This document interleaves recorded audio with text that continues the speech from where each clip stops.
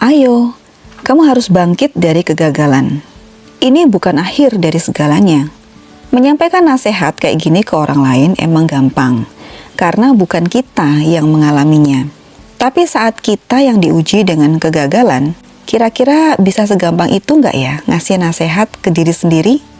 Apa sih sebenarnya definisi kegagalan itu? Kenapa kita bisa sampai mengalami kegagalan? Apa yang kurang atau malah salah dengan usaha kita sampai kita bisa gagal? Salahkah orang yang mengalami kegagalan? Dan seringkali saat ada dalam situasi yang sama sekali nggak kita harapkan ini, kita sering mempertanyakan keberadaan Tuhan dan kenapa Ia mengizinkan kita mengalami ini, padahal ini sangatlah pahit. Hai, selamat datang di Mami Counselor.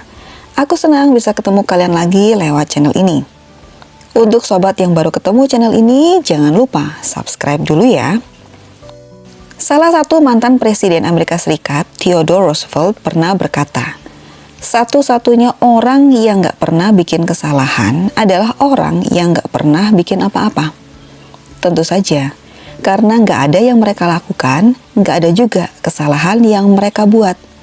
Tapi aku jadi penasaran sih, apa ada orang yang dalam hidupnya gak ngelakuin apapun? Sejak kita lahir saja, kita sudah nangis kok untuk ngasih kode bahwa kita ini hidup. Bukankah itu juga sudah melakukan sesuatu? Itu artinya selama kita hidup dan menjadi seorang manusia biasa, enggak satupun dari kita yang bisa menghindar dari yang namanya berbuat sesuatu. Dan saat kita melakukan sesuatu, kita enggak luput juga dari yang namanya perbuatan salah yang berakibat kegagalan. Definisi kegagalan menurut KBBI adalah keadaan tidak atau belum berhasilnya seseorang, atau enggak tercapainya atau belum tercapainya suatu kriteria atau standar tertentu yang kita tetapkan dalam hidup kita. Dan menurut aku, kegagalan itu sifatnya personal. Karena arti kegagalan pada satu orang bisa jadi enggak sama dengan orang lainnya. Kenapa kita bisa mengalami kegagalan? Untuk nyari tahu penyebab kenapa kita bisa gagal, ada banyak artikel yang membahasnya. Bisa karena kurangnya perencanaan, karena kita yang nggak berani beda, karena kita takut mencoba hal baru, karena kitanya mudah menyerah, dan banyak lagi yang lainnya. Hanya saja bukan itu yang akan jadi fokus kita kali ini. Justru kali ini aku mau ngajak kita untuk lebih ke bagaimana baiknya dan harusnya kita menghadapi kegagalan itu, gantinya menjadikan kegagalan sebagai sumber rasa kecewa dan membuat kita lemah terus-menerus. Saat kita gagal, perasaan putus asa, sedih, kecewa itu pasti muncul. Itu pasti. Karena di balik ketidaksempurnaan kita sebagai manusia yang diciptakan dengan cipta, rasa, dan karsa, kita pastinya pengen mencapai sesuatu yang baik dalam hidup kita. Bahkan kalau bisa pencapaian itu nggak hanya sekedar baik, tapi juga bisa dibanggakan, dipuji orang, dan bahkan bisa jadi inspirasi, atau paling enggak bisa bikin orang lain ngiri. Iya kan? Dan ini adalah hal yang wajar. Lalu apakah kegagalan itu sebuah kesalahan dalam hidup? Apakah saking besarnya kesalahan yang kita perbuat sampai kita ini gagal terus? Dan kenapa kita diizinkan mengalami ini?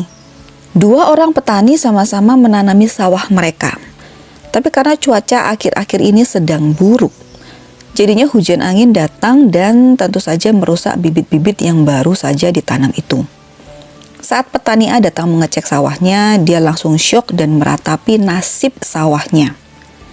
Tidak lama kemudian petani B juga seperti itu, datang dan melakukan hal yang sama. Sampai berbulan-bulan lamanya, petani A masih terus saja bersedih sampai-sampai dia tidak sanggup untuk berbuat apapun. Sedangkan petani B, dia memilih untuk mencoba lagi menanami sawahnya. Menurut kalian, siapa yang pantas disalahkan untuk kegagalan yang mereka alami? Gak ada.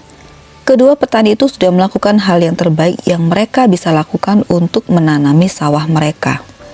Datangnya cuaca yang buruk bukan kesalahan mereka.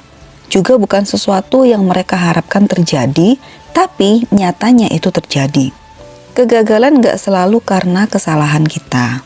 Ada faktor-faktor lainnya yang bisa jadi penyebab terjadinya itu yang gak bisa kita tolak ataupun hindari. Jadi salahkah kita kalau kita mengalami kegagalan? Coba nanti kalian jawab sendiri di akhir video. Cara kita menghadapi kegagalan adalah poin dari video ini. Dengan kita terus meratapi kegagalan, kita hanya akan membiarkan keadaan tetap di tempat. Tidak ada yang akan berubah karena tidak ada usaha yang kita lakukan untuk mengubahnya. Dan akhirnya juga tidak akan ada hasil apapun yang bisa kita dapat. Kegagalan itu adalah tentang sesuatu yang sedang kita kerjakan, bukan tentang diri kita. Sesuatu itulah yang saat ini sedang di-reject oleh faktor-faktor tertentu yang akhirnya membuat kita menarik kesimpulan bahwa kita ini sedang gagal. Jadi jangan berpikir kalau kita ini manusia gagal. Kalau kita biarkan pikiran itu yang menguasai kita, ya habislah kita. Stop sampai di sini, nggak ada lagi yang bisa kita lakukan untuk memperbaikinya. Mental baja dulu sobat yang harus kita punya. Baru setelah itu kita bisa mikirin cara buat bangkit dari kegagalan itu. Kita harus mencobanya lagi dari sisi yang lain dengan sudut pandang yang lebih baik dan cara yang berbeda sampai kita dapat formula yang pas buat keberhasilan kita. Dengan mencoba bangkit kembali dari kegagalan, kita belajar untuk menerima kenyataan dengan jiwa besar. Kita belajar berteman dengan kekalahan. Kita belajar juga untuk berjuang meskipun itu mungkin bisa terjadi berkali-kali dalam hidup kita. Dan kenapa kita diizinin mengalami kegagalan ini? Seringkali kegagalan diizinkan terjadi untuk jadi sebuah cerita pengalaman yang ngasih kita pembelajaran berharga. Supaya di masa depan kita nggak nganggap remeh perjuangan orang lain. Bisa berempati sama mereka yang mengalami keadaan yang sama seperti yang kita alami. Dan juga mengajarkan kita supaya nggak jadi orang yang sombong sama pencapaian yang kita raih. Kegagalan itu adalah sebuah proses yang kadang harus kita alami untuk bikin kita sadar bahwa kita sebagai manusia nggak ada yang sempurna. Semua kita bisa mengalami kegagalan itu. Sebanyak apapun pengalaman kita, pasti ada kemungkinan untuk mengalami kegagalan juga. Besar kecil pengaruh dan dampaknya dalam hidup kita mungkin gak selalu sama dengan yang orang lain alami, tapi rasa sakit dan kecewanya aku pastikan sama besarnya. Rasa malu saat gagal tanpa kita berbuat apa-apa gak akan membuat kita ini jadi lebih baik. Kalau kita merasa malu tapi kita tetap berani bangkit, itu malah lebih bisa menjadi sesuatu dalam hidup kita.